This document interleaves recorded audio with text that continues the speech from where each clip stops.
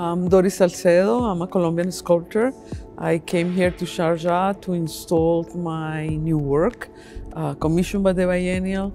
The title of my work is Uprooted. Uprooted is a piece that intends to address the fact that many people are trying to live in areas where the climate crisis has made the conditions uninhabitable.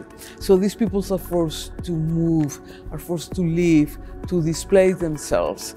So this piece is an homage to the migrants who are trying unsuccessfully to find a home for themselves. Well, this piece, since it is addressing the climate crisis, it is made up of 400 trees that are sculpted and put together in order to show basically three images.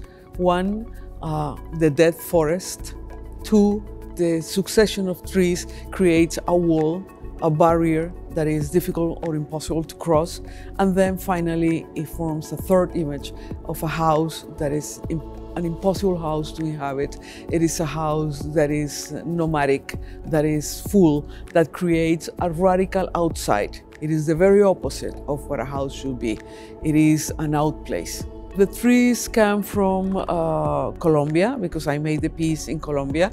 And in the areas where this tree had died, we have reforested these areas with new trees. So in every spot where one tree was taken out, one dead tree was taken out, then we placed 5 trees in order to create a live, beautiful forest again. In the past 170 years, these rich countries not only created the climate crisis, but also created uninhabitable conditions for people in the Global South. And paradoxically, these countries of the Global South are the ones that are more hardly hit by the climate crisis, and were the ones that also endured colonialism.